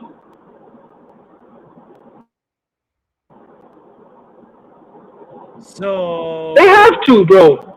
They have to. You want people like Delo. Hang on. You want people like Delo, Luke Shaw, Ugarte, who else? People who are pace and power to play Luis Enrique ball. And you've seen how we conduct business, guys. Let's have some level of reality about Manchester United club. Ladies and gentlemen, if you're just tuning in, Vegeta is going with Michael Carrick over Luis Enrique. You're hearing this. After all the caveats, I can't believe this, bro. With caveats, just like Rio Ferdinand has his caveats, these are Vegeta's caveats. He just outlined them. ladies and gentlemen, hit the like button if you want to talk to this man. Let me let me take in what he just said. Let me bring in We Deserve Better, because I think he has something to say about this. Okay. Big up to Holly, who's just joined the show, saying, I have zero faith in the squad's work ethic. The second Enrique starts demanding real tactical discipline, these players will turn on him. We might as well stick to Vibes FC. This is Vegeta's. You see what you're doing, Vegeta? Holly agrees with you. How are we looking at this from the vibe, from the lens of like, okay, the players? Is this the right way? Is this, what do you think about this perspective? Guys, I want to know. Make your opinion be felt in the chat. Let's talk to We Deserve Better. What's up, my friend? have I joined a parallel universe? Well, here are the caveats. Vegeta outlined them, and Rio Ferdinand outlined his caveats. What are you saying, bro? Rio Ferdinand is on crack. He is. You know, look, I get Rio. Rio's one of us, right? He's one of us fans. He's a fan, first and foremost. He's a player, right? So he gets really excited. Do you remember that whole kind of thing about Saudi? Thing? Yes, and news is going to drop in the next couple of hours. I think he gets the one who told us that the Qataris have bought the club. Qataris, yeah. I remember I started like celebrating, and ever since that day, I never forgive. Actually, I stopped looking at Rio Ferdinand differently. I started looking at him differently because he was enjoying the ex-United legend text from me, and I was just taking his word as like, oh. Yeah. Okay, I believe what Rio says. He's an insider. He's top tier, maybe top two, tier two, tier one. Like he's close to the circles. But Rio knows nothing. He's just a content creator who's like us with a media pass. That's all. That's the difference between me and Rio, fam. That's all. And the subscriber count. Okay. It's true. It's exactly that. And it's kind of like Salt Bay. Every time I listen to Rio, I take a big pinch of salt with him, right? Because look, Rio is a fan first and foremost. For him to say that he would give the job to Carrick over Enrique because Enrique isn't Prem proven.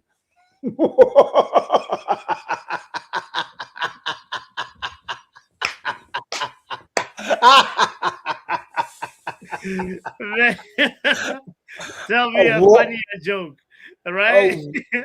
What? What? Yep. And you're saying Carrick is what? I mean, when you look at it though, like Carrick has a little bit more experience than Enrique in the Premier League. So the barometer of Prem proven is 9 games versus everything Enrique has achieved. Oh my God! I know it's ridiculous. It's ridiculous. We might as well give up now, you know. Yeah. Well, what about Vegeta's point of view that, like, okay, looking at if you get Carrick, you're gonna have to do a real surgery and overhaul of like at least 6 major players that cannot, and like Luis Enrique is gonna walk in and say, "Hold on, I got rid of Ugarte. What is he doing in this squad?" Like that's a longer walk to success with Luis Enrique than with Michael Carrick. That's Vegeta's point of view, and in some ways, while I think it's a crack take, like, you know, it has some sense in it. Like he's saying, I don't want to go the long road of suffering. I think long term we would be better off going through that surgical like overhaul rather than getting somebody who's the best fixer or with the current tools. You get what I'm saying? I've got a lot. I agree with a lot of what Vegeta generally says, and you know, I think he's a fair person. Really, no, honestly, I think Vegeta. I think he's a fair person. it's a difficult one, right? Because I look at it in two ways. All this talk that Enrique is going to come here and we're going to have to get so many players to suit his system. I looked at Enrique over his 3 years in PSG. They spent around 750 million over 3 years. What do Man United generally spend every summer? We're currently spending around 250. We spent 240 last year. This summer, we're going to get about 150 million in sales. Højlund, Rashford, Xerxes, Ugarte, the profit from Greenwood, all of that, conservative estimates measure up to 150. So I think if Enrique came in, I don't think this whole kind of question about he's going to have to change the squad so drastically comes into play, because I think we have to do that anyway. We've got key players that are getting older that need to go. We need heavy investment this summer, regardless, because if Casemiro and Maguire go, they're two key players. We're empty at the moment anyway. They're starting players. We're empty at the moment anyway. We're going to have more games in the Champions League next season. Hopefully we'll go far in the FA Cup and the Carabao Cup. So that's much more games. We had a 40-game season this year, and we have struggled with our squad. So we need to invest anyway. So I don't buy into that whole kind of thing. The question is, do the people at the top want to deal with someone of the temperament of Carrick or someone with the temperament of Enrique? And I think it's as simple as that. And if they weigh it up and think that we're going to get further dealing with this temperament, then I have to back it. I just have to back it, because what I don't want is, because they're the people with all the power, not us. If they're going to have issues with Enrique's temperament, well, then don't even interview him, because we'll be back here in a year's time. I think for me, Enrique is used to managing teams that have like top of the crop, top of the lot. That for me doesn't feel like it's in sync with what Sir Jim and Ineos are trying to do right now, because Enrique is like, well, give me Ousmane Dembele, give me Kvicha Kvaratskhelia, I'll get you the Champions League. Give me Messi, I'll give you the Champions League. You know, when you come to Man United, we're not that club. We're not that club. We might be in 5 years' time. We might take Enrique in 5 years' time. Carrick may be that person that gets us to that place where we're close enough and we've cleared out enough of the nonsense, and we've had a calming period in our club where we're there or thereabouts and we're winning cups. And then the next manager jumps in. You know, we want to think we're a big club and we're desperate to get that trophy and we're desperate to get this. But sometimes you've just got to have a bit of patience, right? And the reason I can have patience with this guy is because he's got a calm head. He seems to be bringing the team together. I think whatever you give him, he's going to manage with that really well, because he doesn't have these high expectations that you've got to have this, and this, and this to achieve this and this. He's someone I've looked at and has thought, we've only got this, and yet we're achieving this. So I think he's someone that we can have in the interim who can maintain us. And maybe if that means it's just for 1 year or 2 years, we maneuver slowly closer. So are you suggesting we have the next 2 years as interim years? What are you trying to say? I want to understand you properly. We deserve that. Are you saying you are committing to a Michael Carrick vision of him to rebuild Manchester United, to bring us back to the glory days, to compete in and win a Premier League trophy and compete consistently for Champions League football? So my view has always been this: at the end of the season, you need to interview 3 or 4 managers and you need to pick the best candidate for that job. And I think a lot of that will be the working relationship with the people at the top. I think it's so important. I think we all ignore that. But this is the man who has to deal with that. And every other manager that's had to deal with that has gone or failed. So we need somebody who can manage that. I think it's a really important factor in us being successful over the next 2 years. And if you have a stabilizer who can do that and still get the best out of the team, then you take that man. And at the moment, I don't know anyone else other than Carrick. I don't know anyone else who's good. I look at the names that have been suggested, Areola. I look at the names that are suggested, Zebri. I don't think any of those would be able to meet Carrick on that and have that success. De Zerbi.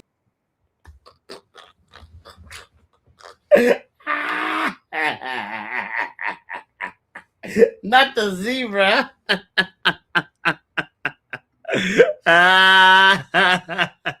He doesn't rate him to that point. He's like, I'm not even interested in learning his name.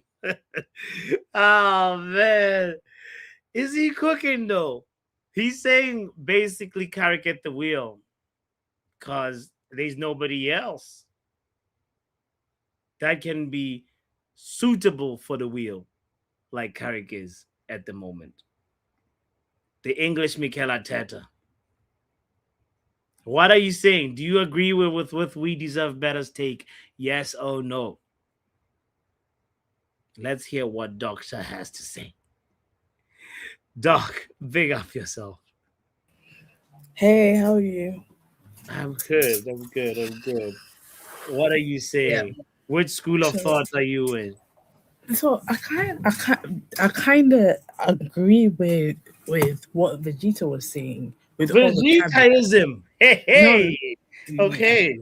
Okay. So, and wait, number one, Luis Enrique, wonderful manager, but I don't think it will work out with United. Number one, because of our board, with the kind of people he wants to, he probably clear out United, with the exception of probably Bruno and a couple of other people. He'd probably clear out half of the people, which is good, but the board will never want to do it, and the board will never want to spend that kind of money.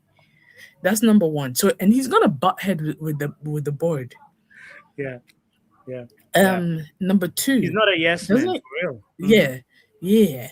Number two, doesn't he still have like a year left or something on his contract? He does, but so let's not even. And people love using that as an excuse. If a manager, but still, look, wasn't Ruben? Didn't he have years left on his contract? Yeah, but still, if a club wants somebody, they go. This is Manchester United. This is Manchester United. We're talking about anybody. If you today get offered a job at United, won't you take it? If you think if Tuchel delivers that trophy that they've been looking for since 1960s, and then Tommy Tuchel's not coming. He's not going to come. All I'm saying is he just got the. Can I finish? Put that right amount of money on the table. Somebody. No, I do not. I don't think he wants to come to United because he knows he's going to butt heads with them people. Okay, that's a fair reason. Okay. There's many reasons, but that's my, because if Ruben, I realize he's getting frustrated with the board. Then more experienced people like Luis Enrique is going to take this to the end of the air. Number two, Roy Keane. Yes, my number two is Roy Keane. He has to lighten up a little bit. Number one, he I realize he's the kind of man who holds grudges for years. Let it go. It's not what grudge are you speaking of? No, I'm saying like not like a grudge, but like he just I don't know if his thoughts are coming from a non-biased. You think Keane is jealous that he could have gotten the job? No. I don't think Keane wants to go into being a manager, but more like he doesn't change his mind. Like not flip flop, but say, in the beginning I didn't think he could be a manager, but now I do, or something like that. You know, that kind of thing. Of course, Rio. Patrice and who was the fourth, and Rooney, they're closer to Carrick than Roy is, because Roy, I think there was little to no overlapping when Roy left and Carrick came. So the other three have played with Carrick, so they know him more. The only reason probably Roy because they both play for the same club and stuff like that. So the other three. Roy is a failed manager. Roy Keane is a failed manager. But you can say the same about Gary Neville. and Wayne Rooney, all of Fergie's kids. No, not all of them. So, for Which one example, is successful? Carrick, technically, I think Valencia is Valencia playing? Oh no, that's a different person. I'm thinking a lot of the others haven't Exactly. I know.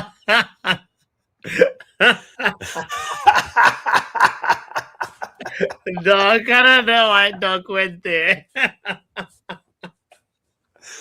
Poor doctor.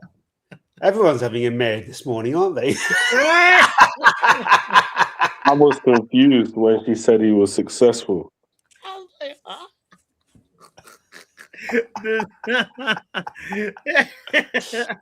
the medicine cabinet has been raided this morning. The doctor's self-prescribing. You're not allowed to say your mind if it's not sober, dog. Did you do a house trip at Vegeta's this morning too?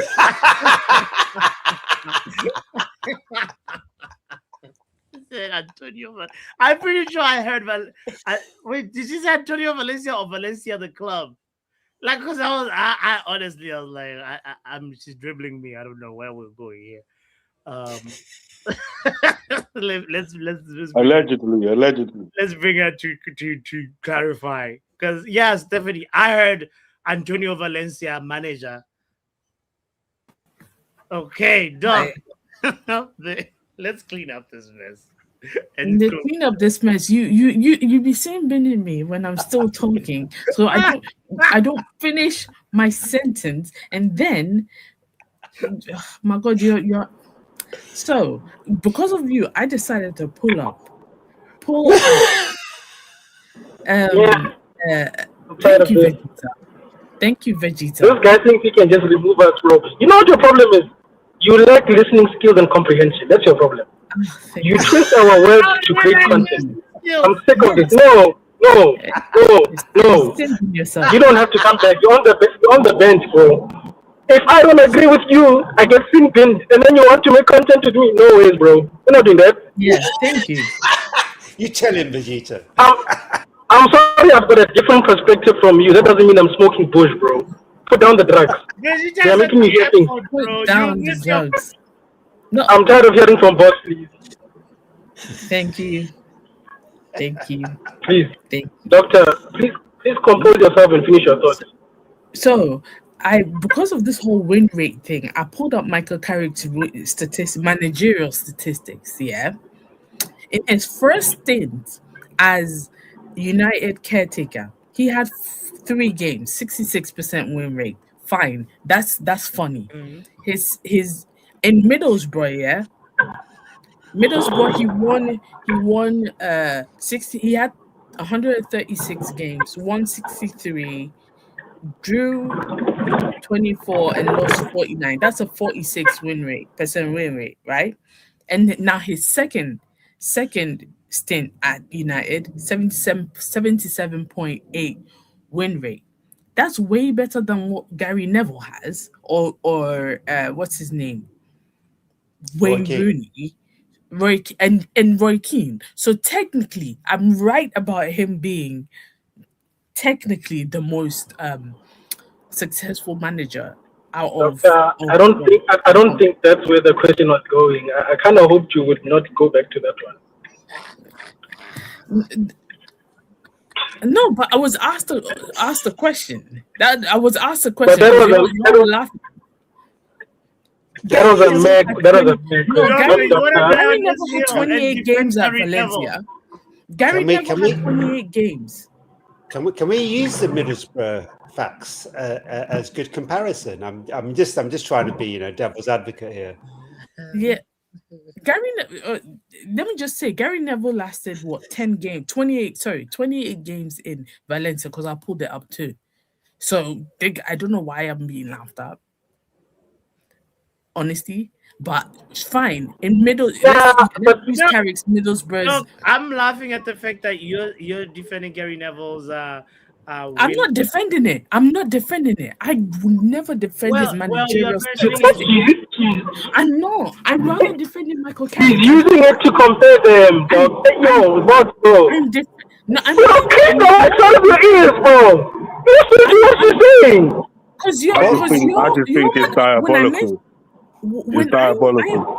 The reason why is because you're comparing Michael Carrick to a whole bag of shit managers. Compare him to proper managers. I'm only doing that because you guys made this, or should I say, Bots made a statement that he is who's oh god, now my brain is fried. Doctor, the question was, who is a successful manager from Fergie? There is none. I don't understand this mental gymnastics. Okay, yeah. So Michael Carrick isn't technically. No. What medal does he have as a manager? What makes success for you?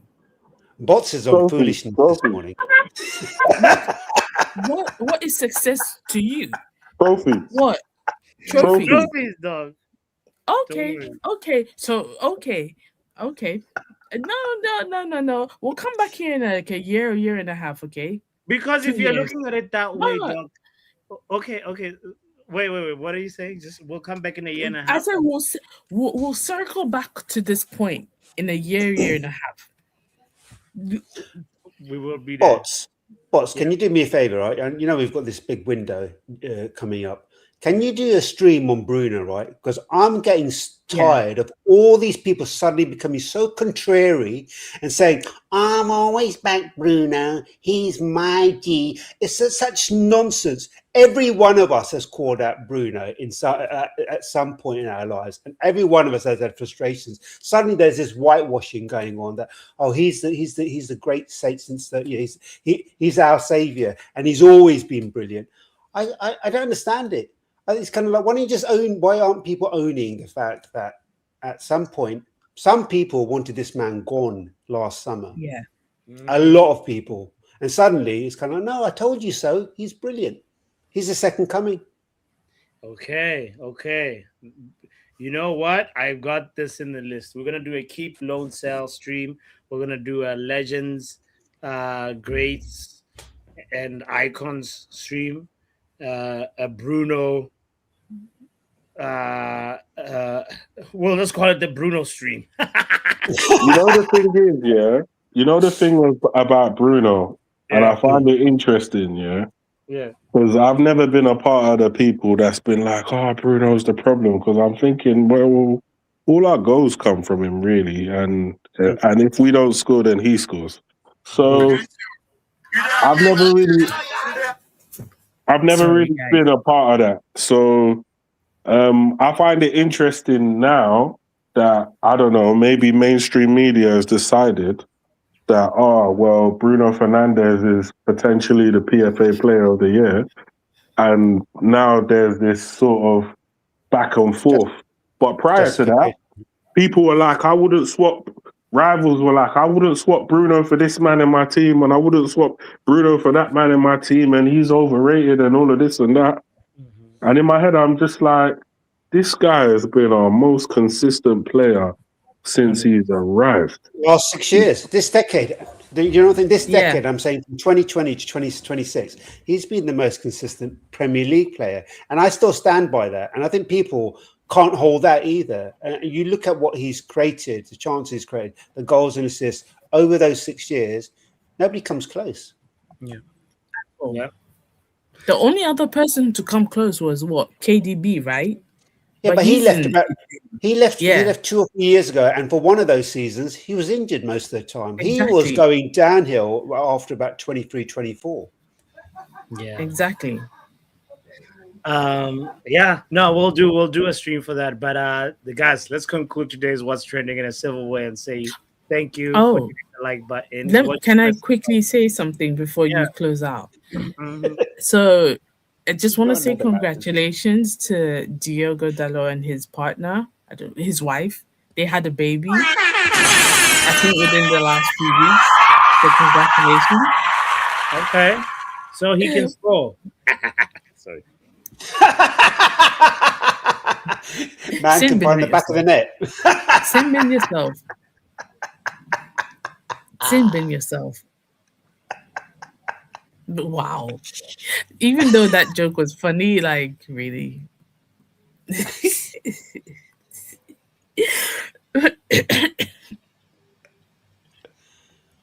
think as a man, that's really a joke to be sin bin proud of. himself for a bit. You really did sin bin yourself for a long time. SLD is disgusting. SLD is absolutely disgusting. I know it's 1 in the afternoon, but come on. Oh, wait. What did I say? Dalo shooting from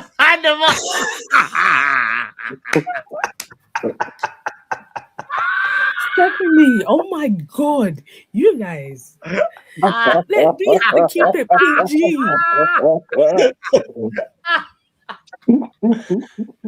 Terrible.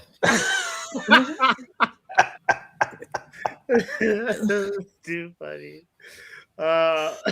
Okay.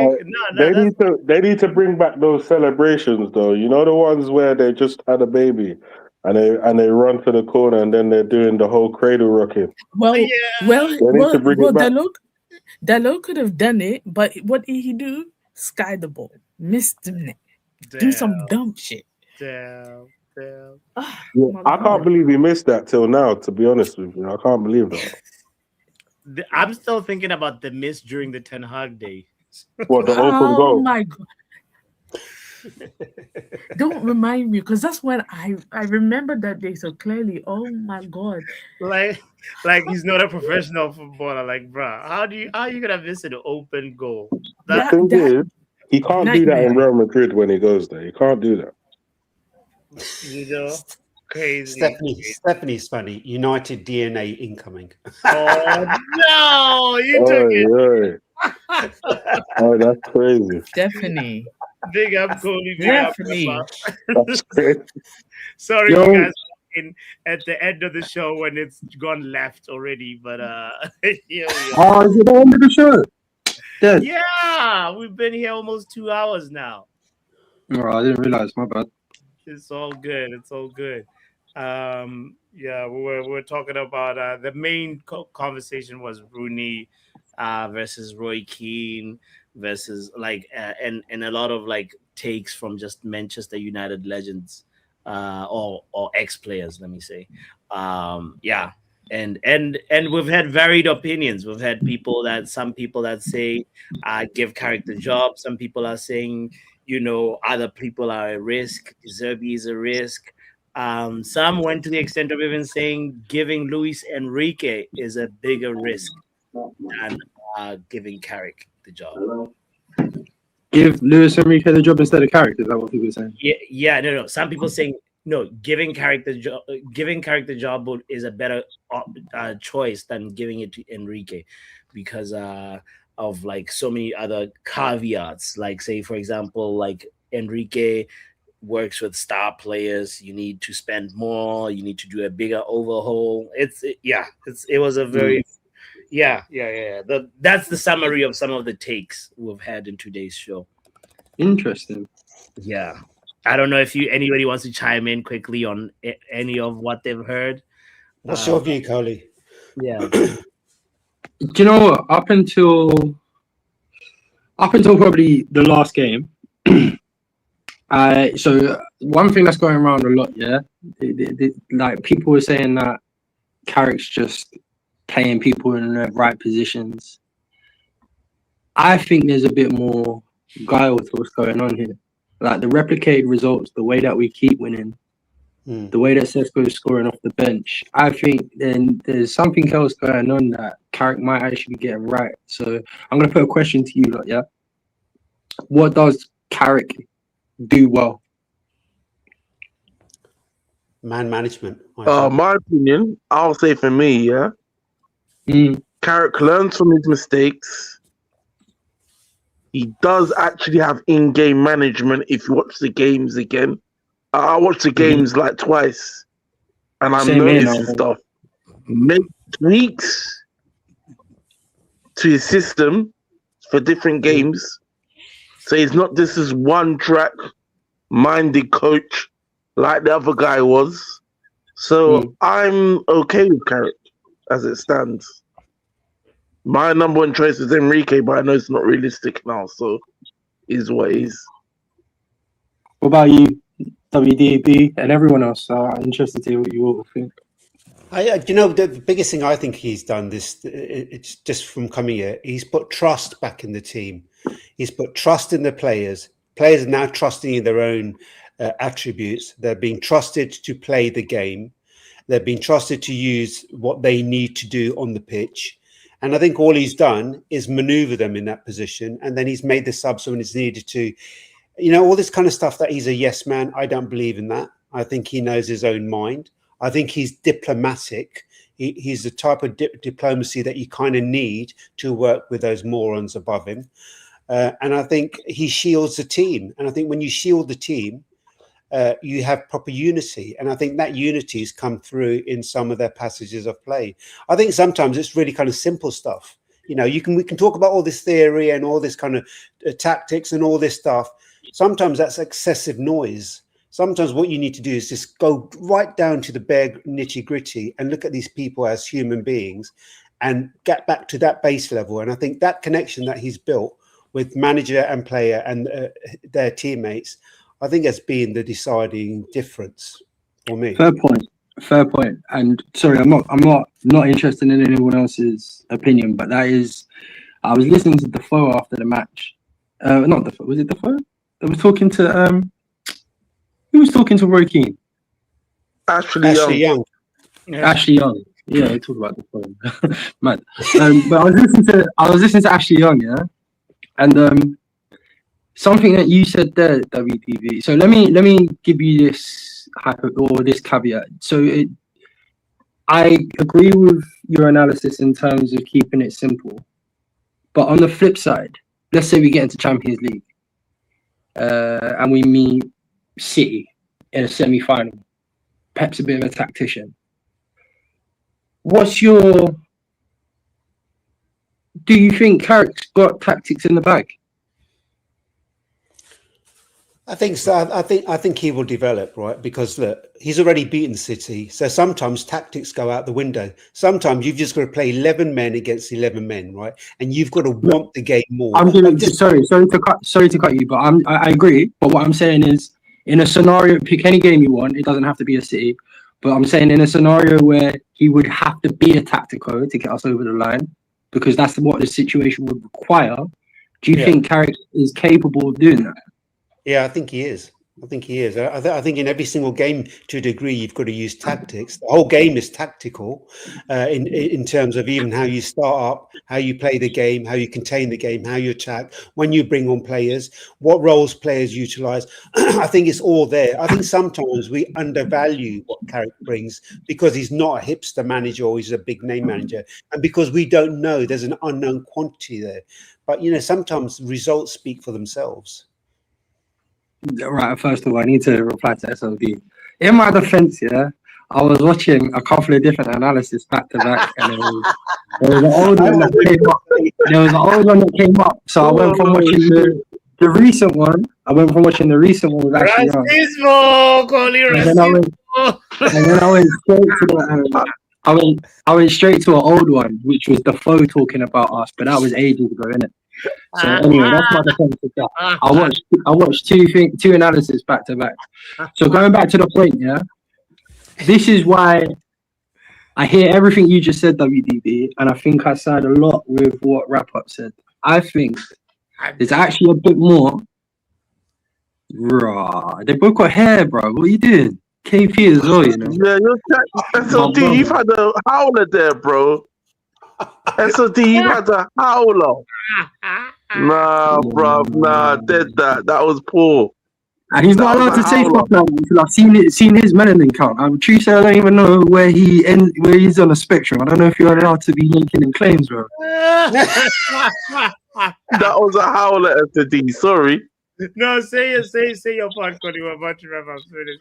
Alright, cool. So I think having looked at the patterns that are starting to play out, the way we're winning games, it's quite repeatable. I think the way he's deploying, repeatable. Okay. like the way he's deploying Sesko, the way Sesko is coming on to score late in the game, and the fact that he is scoring so much, and the fact that it used to be an annoyance and it used to give me anxiety. The fact that in the first like half an hour of a game, we look busy, but we don't really seem to score. We don't really seem to threat. Yeah, and I'm starting to clock there's a game plan behind it. So I think you put Carrick in a situation where he's got a stronger squad. I think next year it makes the most sense to give it to him. Personally, because I think he's got the depth for the tactics. We're just not having to see it that much, and his tactics are a bit subtle. Like I'll tell you. Subtle. Thank you. Yeah, I'll go into the depths of it on another channel or another show because obviously we're about to wrap up. But there is a tactic there. It's not just vibes. It's not just you're a striker, you play up front.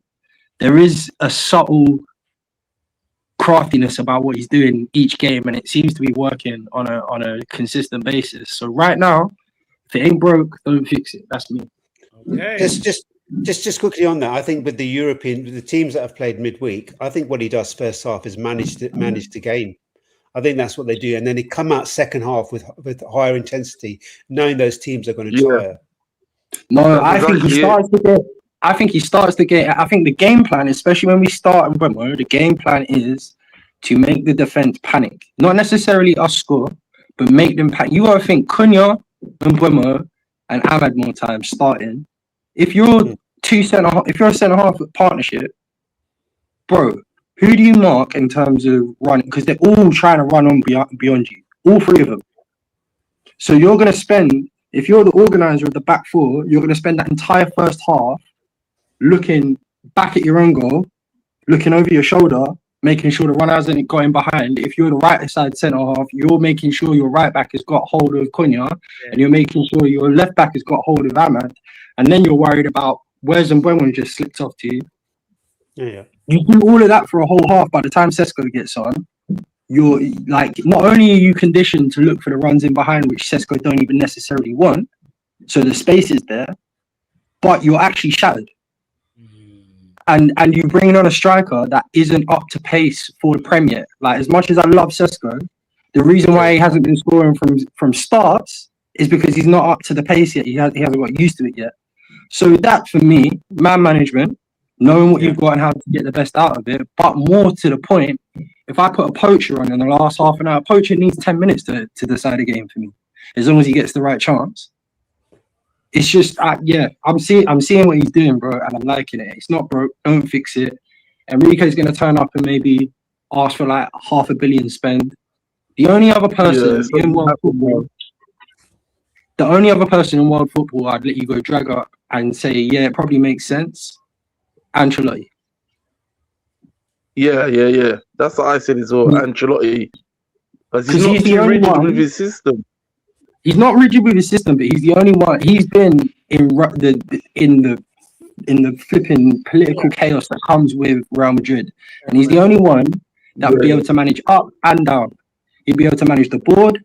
He'd be able to manage the players, and also he's that management style where he's not a tactical. So actually, he doesn't need to break out his whiteboard every 2 seconds to make a point. Do you know what I mean? He sets up the game plan, and if you lot come off that pitch 3-0 down, you lot was shit that day.